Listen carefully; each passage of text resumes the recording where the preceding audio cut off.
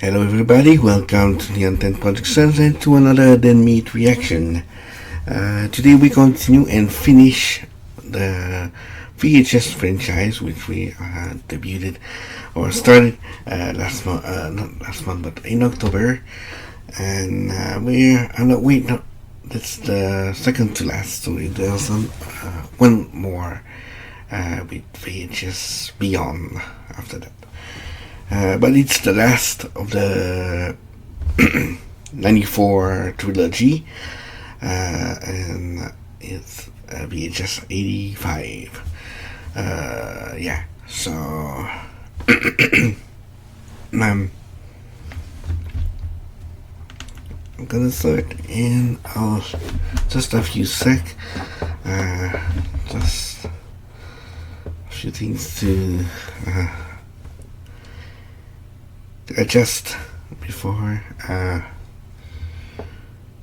my good keyboard died this week, so I'm stuck with my old one, which it was changed for a reason. So it's responding only when it wants to, so I don't know if the usual pause button will be as precise as usual, but we'll try. I hope this will work well. Anyway, okay, let's try. Okay. Welcome to the Kill Count. Good side. Tally up the victims in all our favorite horror movies and show you how they were made. I'm James A. Janice. I'm Chelsea Rebecca. And I'm Zorn, gonna shake my ass on the hood of Whitesnake's car voyage. And today that's not in the script, looking at a VHS 85. Did you say White Snake? Like the band White Snake? Released in 2023. VHS 85 caps off the franchise's Years trilogy after 94 and 99. It goes back the furthest, all the way to the 80s, when home video was in its analog heyday. While VHS was an outdated format in most of the other films, here the characters see it as a hip new thing. Oh, they all have the videotapes now. It's a fun setting for the latest variety of segments, which includes home videos of friendly outings and family get-togethers, and documentative pieces dealing with fear and uncertainty over emerging technologies. They feel grittier and older than ever, since unlike previous entries, some of them were shot on actual VHS. 85 is also the scariest VHS in quite some time. Definitely the most horror-focused of the Years trilogy. 94 Really? Oh, okay, might be cool. was fun and felt like a carnival ride. Yeah. 99 was off the rails and oftentimes gross. In contrast, 85 is mostly terrifying. Even Okay, the segments cool. that begin lighthearted wind up being disturbing. There's an overall darkness to the soul of this film, and I love how creepy all of it is together. It got the most mixed reception of the latest trilogy, but I think it's a strong addition to the franchise. Okay. I mean, the solid ones and like really weird ones in the mix. So yeah, I guess that fits with the current or usual deal with this franchise. Can't be all winners, and well, we'll see from this good count if it's any good. But yeah, I'm really curious to see, especially if it's more horror-oriented. So yeah, it's good. I might have cut the ad part of this video just to make it a bit shorter, and also I didn't said anything, so nothing was lost really. So yeah, just shorten it out just a smidge to cut the hand from it. Sorry, James. How many people will we see get 86th in 85? Let's find out and get to the kills.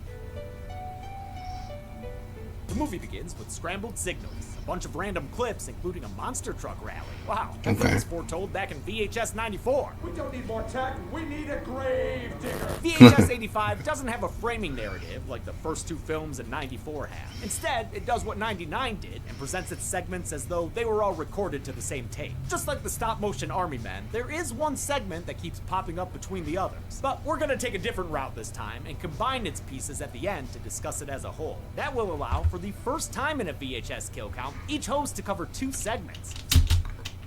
Ah, okay. So there's enough segment for everyone to twice. Sort of segments. The other one I had like maybe 4, 5 max. So let's kick things off with your Funkle Zorin. Yeah, get on out of here. Me and the little meaty's got some bonding to do. Hey, but don't give them beer. Some of them are kids. No, of course not. Do kids really watch his videos?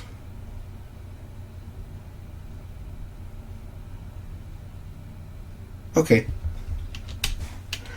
Might not be a good idea, but hey, I watched horror movies when I was a kid too, so can't really talk. Don't tell James. The first segment is No Wake, which follows friends on an RV trip to New Lake City. We got camera guy Rob, his sister Anna, and his boyfriend Jared. Oh, and here comes the VHS butt show. Whoa, no! Hey, really turned the tables on us there. Unless, of course, he wants to fuck that record player. They're headed to a lake despite a bunch of warning signs, including a title sign.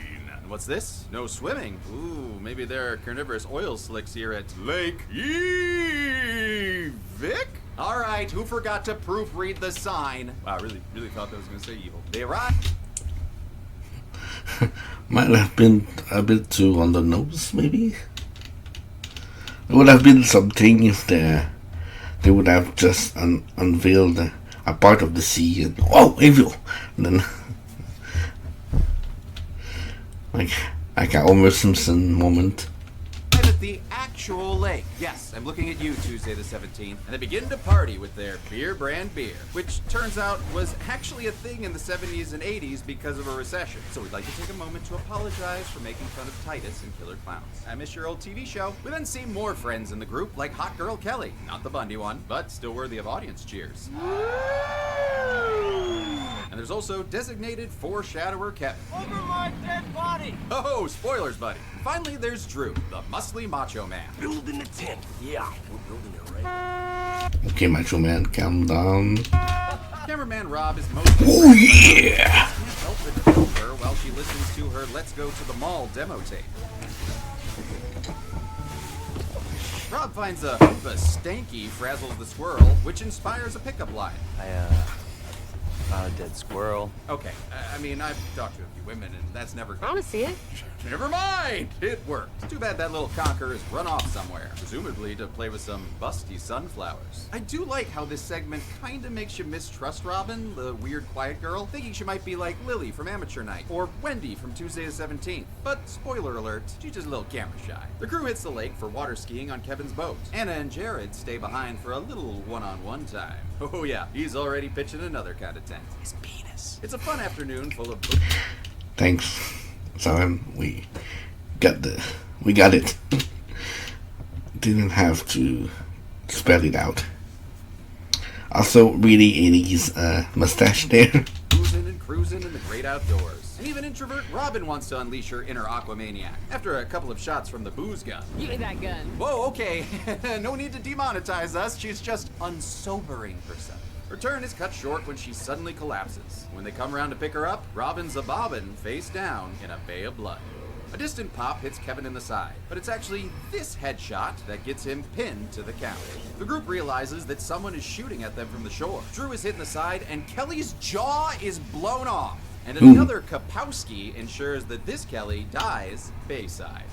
All of a sudden, this segment has become just truly terrifying as we watch these helpless people try to figure out what to do. It's the sound design, the acting, and of course the found footage format that make this all feel just kind of horrifyingly realistic. Rob tries to get a view of their attacker, but a shot through the side of the boat robs him of his life.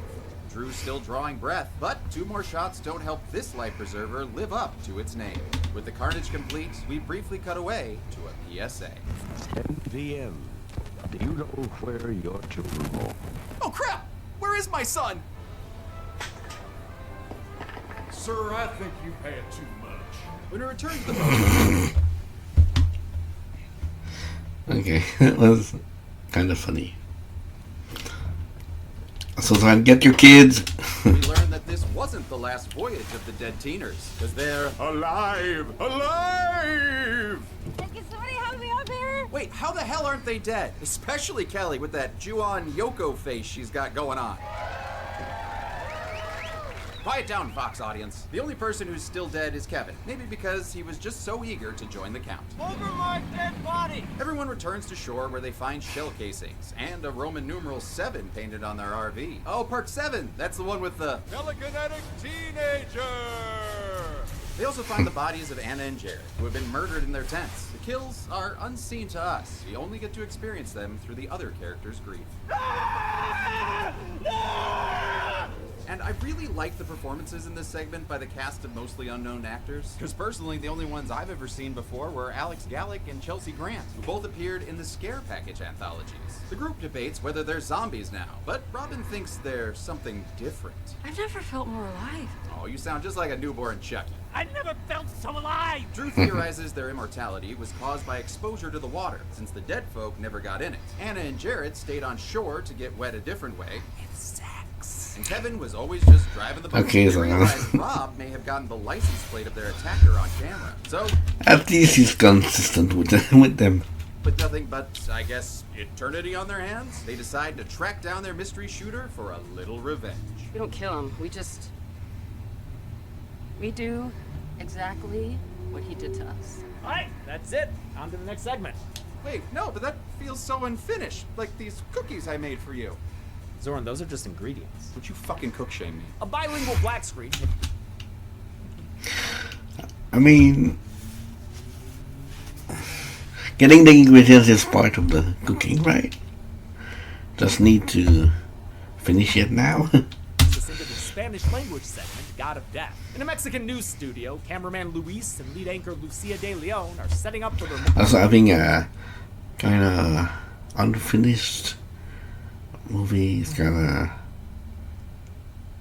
I don't know, maybe that kind of fits with the found footage thing, maybe, I don't know how the segment ends.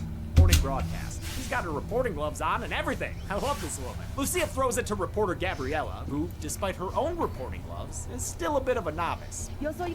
Ay, madre. She's played by the segment's director, Gigi Salguero. She's worked in anthologies before, including Welcome to the Blumhouse and Into the Dark. She also directed a segment in Satanic Hispanics, alongside VHS vet Eduardo Sanchez and When Evil Lurks' Damian Rubna. The broadcast is interrupted by breaking news: the Earth's crust. It's a giant earthquake, and though Lucia tries to keep the show going, she's crushed by Like literally breaking news. a chunk of the ceiling. Oh, come on, she was great. Are we sure she's dead? Oh, yep, she did. A group of first responders rescue Luis from the rubble, and he quickly succumbs to found footage protagonist syndrome.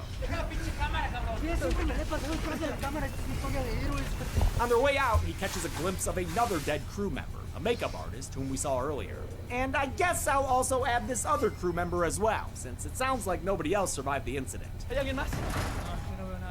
The group makes it to an outdoor balcony where they see this was a citywide destructive event. There are fires and helicopters everywhere. The quake depicted here is the real-life 1985 Mexico City earthquake, which killed an estimated 5,000 people. It was a disaster that felt personal to Guerrero. My whole family lived it. It's the biggest fear in the city. Here, it's a tragic event that makes for a captivating and terrifying tape. As they try to find a way out, they pass another... That's kind of interesting to put a real life event in the movie. That makes it kind of, yeah, more interesting in some ways. body, some poor victim who's been pinned down by rubble. Unfortunately, the same thing has happened to their exit. An aftershock knocks the blue screen into him and takes down the group's leader, Javier. He winds up impaled on some rebar and realizes he can't be saved, so he begs his team to mercy kill him. His co-worker Carla steps up to the plate, but lacking firearms, she has to resort to half-lifing him with a crowbar. Holy shit! Talk about a rough day at the office. The team pushes forward. Might not be the best, well, from knocking out maybe, but to finish someone, might not be the easiest weapon to do so. Through an air duct with Luis still filming? Carla, don't. This is insane. It does give us a look at Luis, though. And turns out the earthquake turned him into the motherfucking Joker. Ooh, Joker with a glow stick. Club Joker. As they crawl, we give the shorts one moment of levity. Then they start laughing. You know Joker, he loves to laugh. This segment was shot on an actual VHS camera that was so old they couldn't play their takes back since it would risk damaging the tape. Instead, they recorded 3 takes of everything and couldn't see what they shot until they were editing. The group winds up in the lower levels of the building, and it doesn't sound like they're alone down there. Carla thinks it could be a survivor and follows the sound into a cave full of spooky fog and old-ass murals. And a jump scare! Wait, Olmec, what are you doing down here? Hey, are you trying to Three Stooges Olmec? Cut it out! This is actually an ancient shrine of Mictlan, the Aztec god of death. A fault line opens up and lets in a draft of evil, affecting a humanity who becomes the most unwanted stripper any bachelorette's party's ever seen.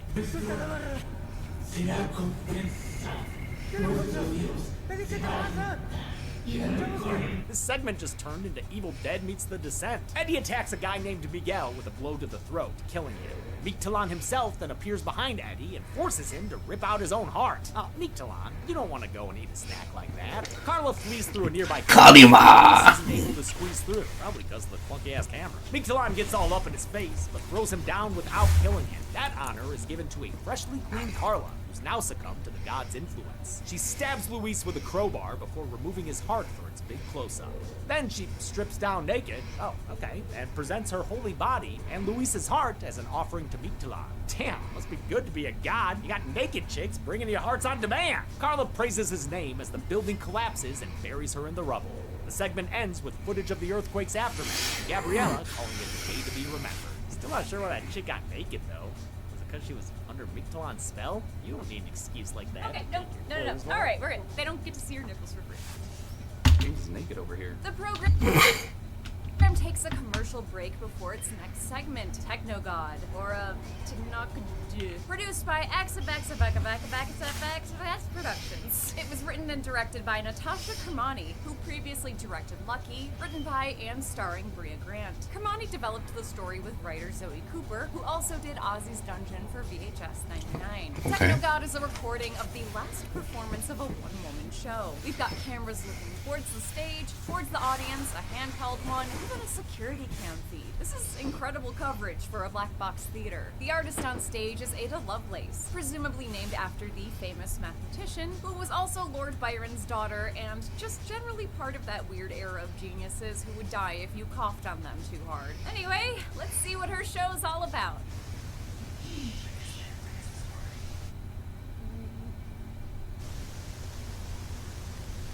Wait, did the show start? Or... Who here believes in God? Wow, nice to meet you too. And what God do you believe in?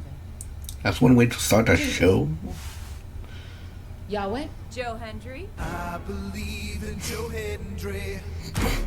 The show is about how God is dead, built by modern technology like computers and robots. I know a lot of people didn't like this segment, but it rings so true to the weird and wacky world of performance art. Writer Zoe Cooper was raised in black box theaters in Atlanta, while Kermani's mother was a performance artist in New York under the stage name Alec Red. We watched a lot of actually my mom's old archival videos of her performances. You know, she's like getting naked on stage. You're like, there's my mom. Her mom even talked to actress Siobhan Michelle to inform her character. Personally, the segment reminds me of performance artists like Laurie Anderson, who's probably best known for her song Oh Superman. And just like in that song, Ada says modern technology has created a new god. A god of technology! To prove it, she puts on a video of a Steve Wozniak-looking fellow showing off his latest inventions. First is a techno glove used for virtual reality. It allows the wearer to physically exist in a digital world with digital style. But that's only the beginning. I call this little guy here my iPhones. Drop the S. Just iPhone. It's cleaner. I'm assuming this guy is filming all of this in the park because his family kicked him out of the house. Maybe copywriting.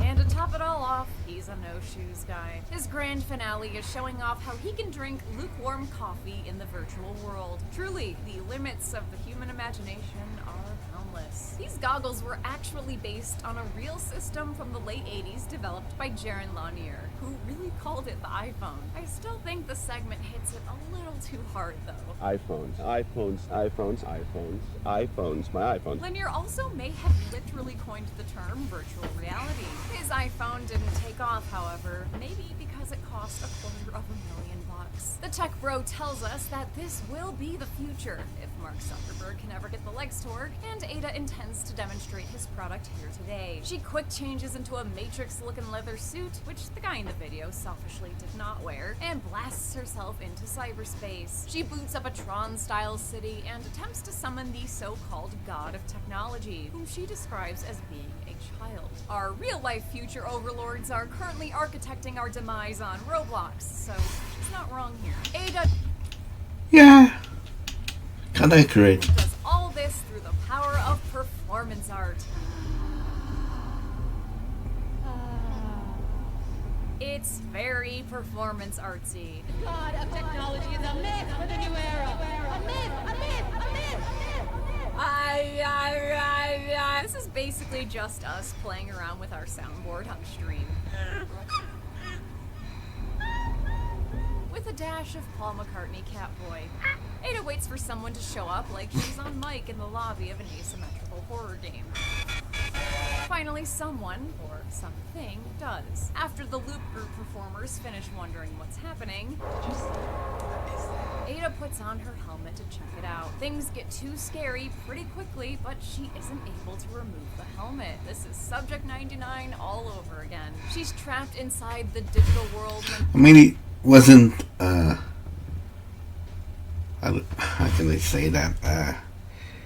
Wasn't stitched to her head or replacing her head. It's just stuck on her head. the digital demon spawns in. It starts attacking her, knocking her around and sending her flying in the real world. The audience is finally invested because everybody knows that if you die in the game, you die in real life. If you die in the game, you die in real life. I think that phrase has outlived the movie. It absolutely has. I did not even realize that that was from this movie. The Dead Meat Podcast. It's educational. The demon continues its attack, flaying Ada's leg down to the bristle. It rips off her other limb, spraying the audience with blood. This poor woman here doesn't even put down her drink, and she's sitting right in the splash zone. Ada collapses from her injuries, and when the cameraman goes to check on her, the top of her head has been burned right off, left her looking like a SpongeBob Halloween special. This gnarly kill was achieved with an animatronic head, once again built by VHS mainstay Patrick McGee. The segment ends as the audience gives Ada a round of applause. With that, I'll throw things back to our most talented, funniest, and handsomest kill count host, whose critter kill counts are the best episodes of the series, Zoran Gavoyich. I can get used to this VR thing. The next segment, Ambrosia, is Nice transition. a home video of the Wrigley family. We're throwing a party for their teenage daughter, Ruth. This shindig's got all your usual suspects. Goofy uncles, drunk aunts, workaholics, and creepy cousins who look like they should work at Dunder Mifflin. This is my cousin James. Hey, that's my name! Get out of here, loser! I'm not a loser! Being a complete loser. I mean, Here comes our cam op as the party continues. not because you share the same name that you, the same person. Giving us a great look at the period styling of this segment. Seriously, I'm impressed with the outfits, the hair, and all the attention to era detail. Even the titular ambrosia salad, an 80s staple made from pineapple, mandarin oranges, mini marshmallows, and mayonnaise. It's fucking gross. The party seems innocent. Yep, we saw it in the Game Grumps episode last time. That was weird. Even when a neighborhood kid comes up and shoots Ruth. But don't worry, it's just a Even though I did say that I kind of wanted to try it, but squirt gun. Wait, does that seem familiar to anyone else? Where'd you get that? The lady in the RV. That's weird. Squirt gun delivery RV usually only comes on Sunday. After the neighbors leave, the gathering takes a darker tone. To the 7. Maybe continue this practice for years to come. 7? Whoa, whoa, whoa, do all these people work for Vought? Oh, no, the Wrigleys are actually just a family of culty killers who have a strange rite of passage, murdering 7 strangers. Their tradition goes back a long time, passed down from generation to generation. Grandpa Art, you were the surgeon with a sickle back in the day. Hey, Auntie Susan, your arsenic brownies, I mean, a classic. Since Ruth is a young Gen Xer, she's hip, she's with it, and has a videotape with her killing spree. Oh, they all have the videotapes now. Her victims are none other than Rob and his friends from No Wake. Oh yeah, turns out Ruth was the mystery lake shooter, and the symbol they found painted on their RV was the Wrigley family logo, which was cleverly seen earlier grabbing a Carrie Bradshaw special. What was horrifying for the kids to experience, and for us to watch from their perspective, now becomes as blasé as watching a family member's vacation slideshow. Is that your dad's 30-odd sex? These interconnected segments, the first of their kind in VHS, were written, directed, and edited by Mike P. Nelson, who previously did the 2021 Wrong Turn. He had the idea for the segments written out on his computer for years, but was told it was probably too weird to ever get made. Not too weird for VHS, baby! Hey, if Dante the Great can make it, you can too. They were shot in Nelson's home state of Minnesota, using local cast and crew, and were made to replicate the style of his own home videos. Like a lot of long pans of just the environment and people not so much stopping on one person, but just getting the overall effect as though you're taking one long panoramic photograph. And you're just kind of like, okay. The family cozies up. Also, yeah, that's a really cool way to connect the two stories together. I like it. Kinda cool. To watch Ruth gun down Anna and Jared. But we're not double counting any of these kills, no matter how intense they are. The viewing party is interrupted when they hear police arrive outside. Oh, holy hell. No, that segment was in VHS 94, silly. The family's crimes have finally caught up with them, something they've anticipated. More guns on the couch. Now that's what I call a killer sofa, unlike this garbage movie. That is a recliner! Everybody arms up while Mama Wrigley gives her little baby Ruth one last piece of advice. Don't let them take you alive, and do not disgrace the family name. Yeah, the whole murder cult thing would probably affect Juicy Fruit sales. These Wrigleys refuse to raise the L flag and go full Waco on the cops outside. Even Aunt Susan gets in on it. What's the brownie, bitch? Oh, no thanks, I'm watching my figure. Okay, I'll have one. Cousin James flees into the bedroom with Ruth, and while it's hard to tell what's happening outside, he's able to capture Mama getting Wrigley thanks to some bullets. Ruth Bader Gunsberg is locked and loaded, but James wants to make a run for it. Oh, that ain't how the Wrigleys roll, though. So Ruth shroots her cousin, Dwight, between the eyes, causing the camera to fall to the ground.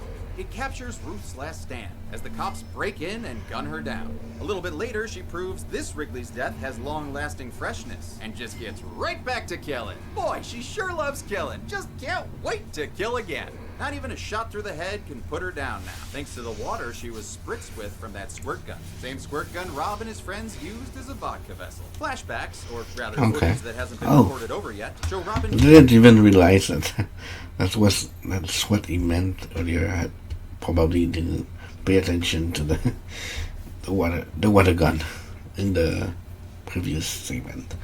Filling it up with lake water to fulfill her promise. We don't kill him, we do exactly what he did to us. Because of that, Ruth has become immortal like them, and instead of being killed, she's captured by the police, bringing ultimate disgrace to her family. Well, and now that I've got closure, it's back to you, James. Thank you. What are you up to? Oh, I've got a date with the hottest girl at Slasher High. Oh, thank you. Is that Carrie from Social Media Asticist? Wait, aren't you married? Static takes us into Dream Kill. And as a kid, Begins with the grainiest footage you've seen since the unrated My Bloody Valentine. A night ride through the suburbs of Aurora, Colorado ends with a first-person intruder breaking into a house. They arm themselves with an electric carver as the silent video is paired with the audio of a 911 call. He's coming up the stairs.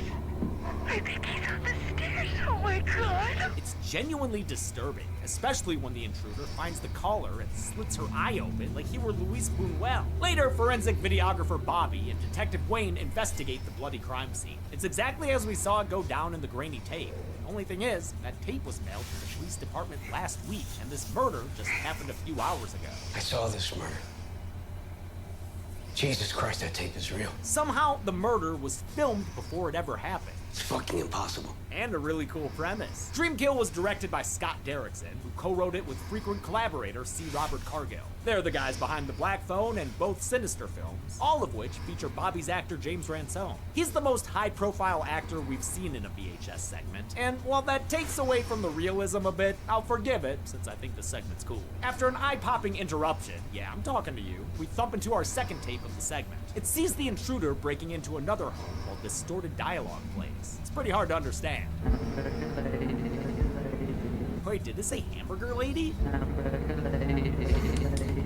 Yeah, dude, it definitely said hamburger lady. Wonder if she's related to Cookie Woman. Cookie Woman? This time the owner goes on the offensive, so the killer has to beat him to the ground and chop off his fingers with a carver. Leaves behind a few Vienna finger sausages. The killer throws the guy into walls, over molding, and ultimately into a glass table. As the tape degrades, the killer starts flaying off the guy's flesh and force-feeding him Drano. Damn. Due to the action involved in this murder, it was filmed by a stuntman wearing a helmet camera. It was a stuntman doing stunts while filming another stuntman doing stunts. Just stunts all the way down. Once again, Stuntception. the cops discover the murder days after they receive the tape, putting the second victim on the count for reals. The cops decide to monitor the mailbox these tapes were dropped off at. When someone arrives to mail a third tape, he's quickly tackled and arrested. It turns out to be Bobby's teenage son, a goth goober named Gunther. Not that one. This one is played by Dashiell Derrickson, Scott Derrickson's real-life son. This ain't his first found footage foray either. He appeared in VHS 99 in Shredding, which was directed by Scott. That's what I was gonna say. Scott's wife, Maggie Levin. Levin actually encouraged Derrickson to do a VHS segment. His other son, Atticus, did the score, though the music for the second murder was a track by Throbbing Gristle called Hamburger Lady? See, I fucking knew it! Gunther claims he isn't the killer and that he didn't record the tapes, at least not with a camera. They were made when he tried to record some late-night TV shows onto a VHS. That's why we've been catching glimpses of commercials between the grainy murders. When Gunther watched the tapes back, he saw the murderous footage we've been seeing, which he had already seen in his dreams. You're saying your video recorder started recording your dreams? Wayne is understandably skeptical, but Bobby admits that psychic abilities run in his family. My sister had it. It drove her so crazy that she... Gunther's cousin Gwen has it too. That line refers to Finney's dead mom and sister Gwen in The Black Phone, revealing this segment takes place in the same universe. It makes sense, since Gunther's visions look just like Gwen's in that. The only thing I don't get is why they cast James Ransone here. He already played the grabber's brother Max in The Black Phone. Finney's uncle looks exactly like that guy. Must have made for a confusing few minutes there. Gunther's latest tape depicts another future victim. At least, I think that's a body. What am I looking at? I can't. Oh, there's the head. Okay, I think I get it. The tape reveals the victim's address, so Wayne and Bobby rush over to stop the murder before it happens. When they get there, though, Wayne confronts Bobby in the car. He did some digging and discovered all three victims were connected to Bobby from when he used to be a cop. The two women had accused him of stalking and sexual assault, while the second victim was their lawyer who pressed charges. The incident made Bobby lose his badge, which is how he ended up as a forensic videographer. Wayne gives his friend a chance to come clean. Holy shit! But instead, Bobby abruptly shoots the detective in the head. Then he walks into the house to make dreams come true. Back at the station, Gunther wakes up from a nap. He finds his latest dream has been recorded on the interview camera. Wait, so is this dream footage of him watching dream footage? I just dreamed this. Trippy. That means he sees it coming when his bloody father walks in. I'm assuming he went ahead and killed the woman in the third tape, so I'll put her on the couch. Bobby intends to kill his son for meddling with his plans, but Gunther ain't worried. He just skipped ahead in the movie and knows how this segment ends. Before Bobby can discipline his kid, he's distracted by a gunshot from an approaching officer. Bobby quickly returns fire, killing him. Another cop tries to intervene, but gets his throat slit for his troubles, right before Bobby blows a third cop's top off. Derrickson's always been great at crafting scares, but it's fun to see him explore gore a little more in this segment. Backup arrives, so Bobby grabs heavier weaponry. He shotguns one dude's arm clean off before taking down Got a bunch of cool kills, like super quick and really effective for the style.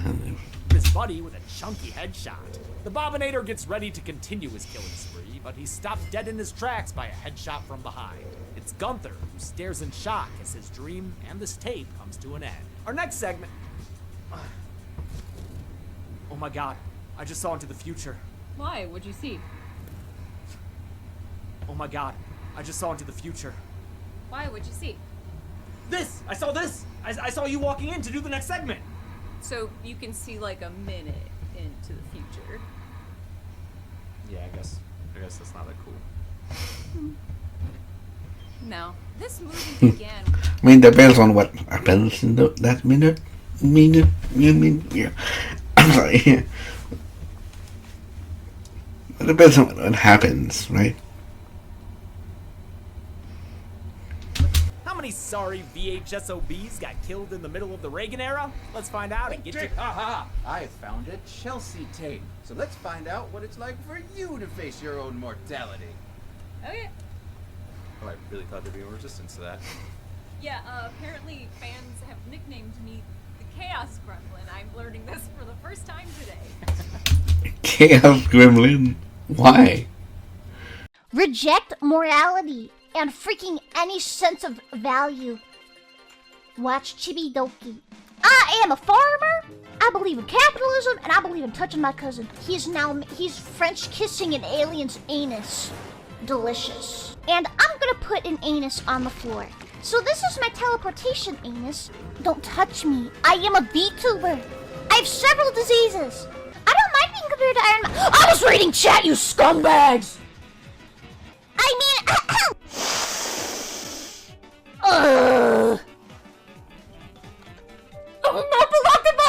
I thought you'd be bigger. Oh, you've heard that before, chat. Oh, baby boy can't get in here. Chibi, I have a date at 9:30. Any advice? Okay, suckle her toes. B for breast. I'm in the war now. All right, that's happening. It's a bunch of You've condemned my soul to eternal suffering. How does that make you feel? I touched his nipple on accident. Okay, that time I meant to touch his nipple. Bonnie is a dad bod, low key. Ah, yes, my favorite floors. Oh, I mean, Sit down. if you don't take off your socks and interlock toes with your homies, are you even homies? My dad offered to show his tits for subs. You are my friend. Alright, I'm gonna cuck you now.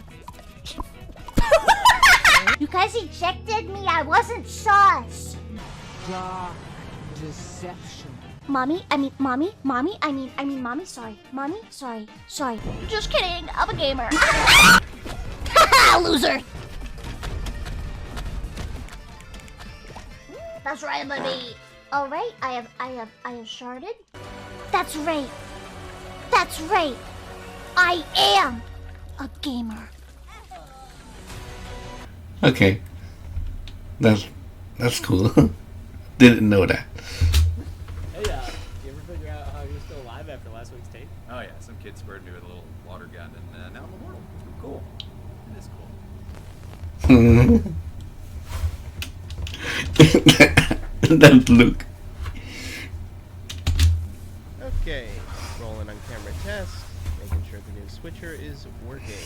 Got camera 1, camera 2, there scouts, over to camera 3, and back to 1. Hey, so since the press conference didn't go well, I'm gonna do this interview to try to clear up the whole Wonka situation. Are you sure you don't want to cancel the Spencer interview? You're just driving for like 15 hours. I'm sure you don't understand. No, I've got that recording session in the next 2 days, so good luck with. That's Thanks. Yeah. Fucking Wonka. Gressel, do we have an ETA on Spencer? Well, actually, I'm reading the news, and it says Ice9 kills frontman Spencer Harris by hitting a car? okay. I was wondering if that's the Spencer that we're talking about. Okay, that confirms it. Is he okay? Oh no, he's dead. My God. What are we gonna do for the podcast? I could still do it.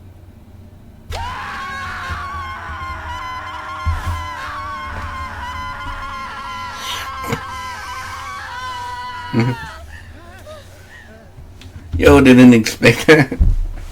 A cameo from Spencer. That's fucking cool. Shall we start?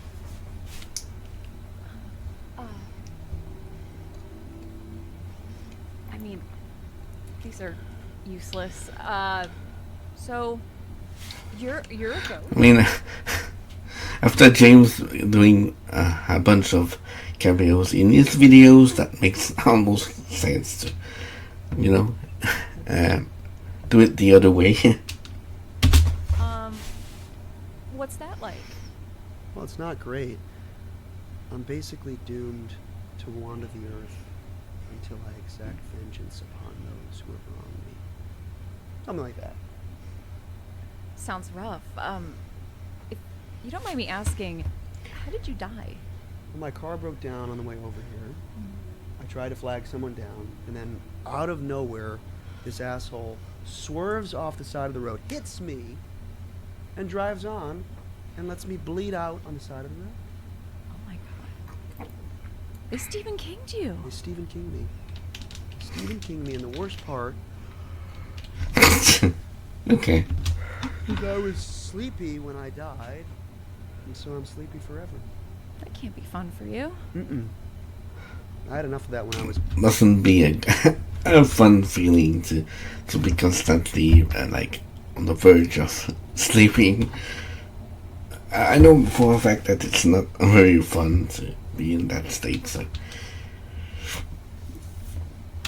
yeah, that mustn't be fun. Touring with the band, Silver Screen Con, doing video shoots to 4 o'clock in the goddamn morning. It's bad. Oh man, yeah, I can relate. I actually just got back from a shoot in Denver right before this. I drove like 15 hours just to make it here in time. You must be exhausted. Yeah, and the worst part is, right as I was about to get home, I hit something. It was like a deer or a fox or A me? Oh crap. Oh crap is right. What? No. Thanks for watching. Follow me on Instagram at Spencer Inc. And don't forget to watch the new Ice 9 Kills music video, a work of art premiering on October 10th with Terrifier 3. And Gressel, huge fan. Oh, thank you. Nice, that was really cool. Really cool effects also. Well, from what we can see at least. Oh, did you get sprayed with a squirt gun too? No. Oh, chaos gremlin stuff? Yeah, I guess. Great, so I'm the only immortal one here. 35 people died in VHS 85. The victims consisted of 22 men and 13 women, giving us this 1980 pie chart. 85 is on the lower end of the franchise in terms of body count, and that's even counting the kills that didn't stick thanks to that magic water. Dream Kill was the movie's deadliest segment, narrowly beating out God of Death, while Techno God only had 1 kill for its one-woman show. With a runtime of 111 minutes, VHS 85 had a kill on average every 3.17 minutes. And with 6... I wanna try to guess the best kill.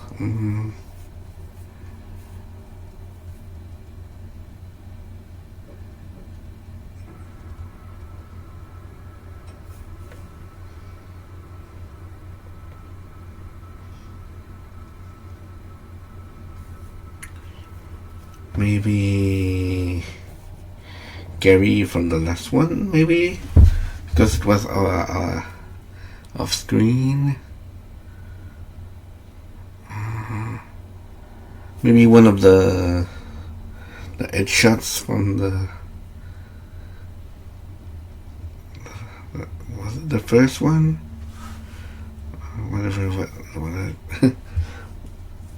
Whatever segment was with the boats.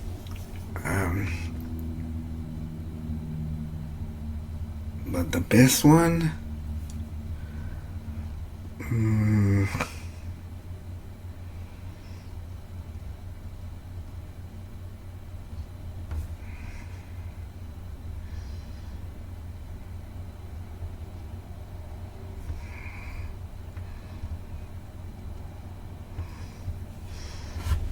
I don't know. segments, the movie had an average of 5.83 kills per segment. I can't take We'll give over. the chainsaw for coolest kill to Kelly, whose jaw got shot off. Oh yeah, okay, yeah.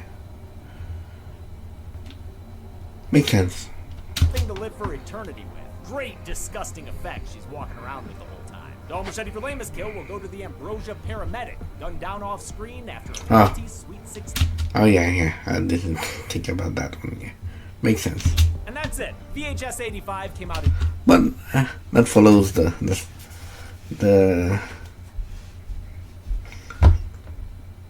ideas of like off-screen kills being usually the worst ones. 2023 and capped off the year's trilogy.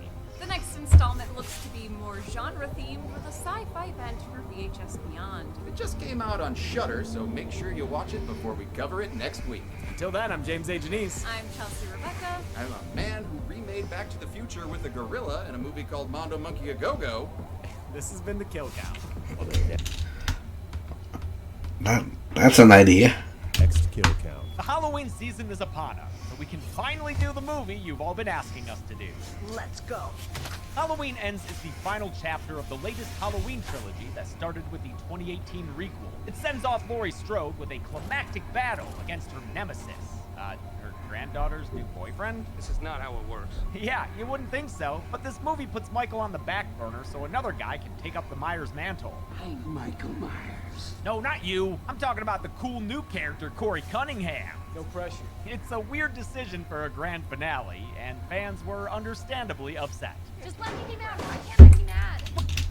Also calling him cool. That's a switch. Well, because Ends isn't quite as I know it's novel sarcastic, but still. Let's show them all. We've still got great performances from Jamie Lee Curtis and the rest of the cast. So do you want to do it? I mean, You want me to? And yes, that includes Corey, especially Corey. You don't know what you're talking about. Yes, I do. Rowan Campbell does an amazing job. Plus, as per usual, it's got some good kills. Give us something to scream about. They're just not always done by Michael. Sorry, Boogie fans. I just get so excited about all that boogeyman bullshit. This week, watch the most divisive Halloween movie since the season of the witch. Happy Halloween. Then on Sunday, trick or treat yourself Okay. with a kill count, only on Dead Meat. We're gonna have a good time tonight. Halloween Ends can currently be watched on the preferred streaming platforms. Debbie always recommends you watch the movie for yourself before its kill count. It's the only way to have your own properly informed opinion. Kill counts are never meant to replace the experience of watching a film. Thanks a lot for watching this kill count for VHS 85. The best year ever. The tape was of Chelsea. We have Nah. Go back 1 year and we can talk. not made it yet by the time we're filming this right now. Yeah, So we have not. I don't know what just happened down there. Oh, so let's make sure that we thank. Spencer Charnas. You are so good. You didn't have to Wow. cover up so good. We can also talk about Chelsea, Yeah. No, I don't want to talk. co-owner of Dead Meat, the other face of Dead Meat. There's also him, runner of the Dead I Meat have podcast. financial stake in this company. She has equity. I have equity. The creator of the Horror Royal Rumble characters, the co-host of the award show, the person who comes up, all the cool shit we do that isn't just the kill count that I do as my factory brain. All the times we have to come up with something unique and creative and fun, that's all Chelsea. Whenever there's like a brand deal or like a cool opportunity for us, I'm like, That's yeah. I'm like, I don't know, I made kill count. And is also the funniest person I've ever met. Fucking whatever. Gross. Molly loves Chelsea too. Molly loves Chelsea more than me, even though she was my dance dog. Thanks everyone. Be good people. Thanks to Scentbird for sponsoring. Yeah. I didn't have any problem with the spacebar on my keyboard throughout the video until now. I don't know why, but okay. I guess it senses the end of the video. Yeah, really fun again. Might be quite a long video, but yeah, I'm used to it right now with the Dead Meats one. Whatever. Yeah, but it was really cool, and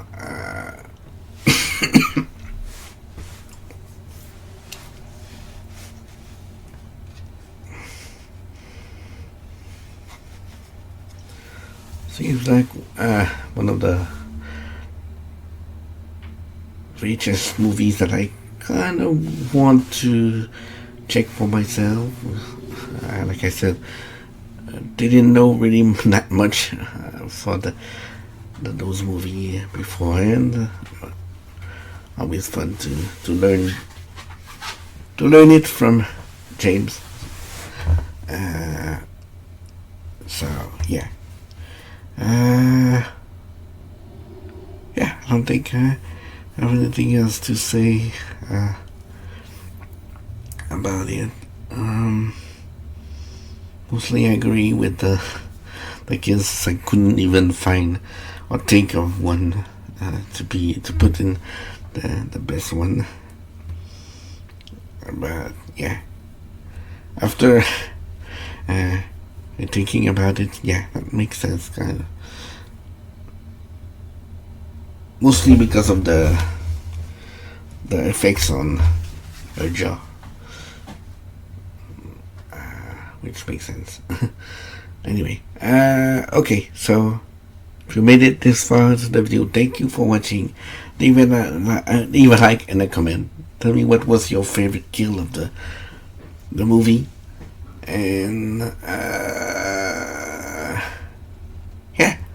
So don't forget to support and subscribe. Then me. The links will be in the description as usual. And one for the video itself. So don't forget to watch it for yourself if you haven't yet. And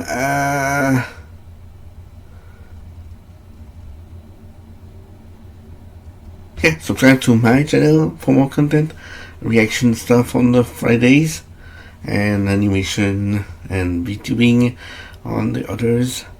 Mostly VTuber related on Sundays, and like I said, animation for the rest of the. If you are new or whatever and want to want to know what the schedule is for my uploads, there's a tweet, a post in my community post that explains everything, so you can see it there. And yeah, that's basically it. So have a good day or night, whatever it is when you watch this. Leave a like and take care of yourselves, and I'll see you in the next video. Bye bye. My brain is shambles for some reason today. Anyway, okay, bye bye.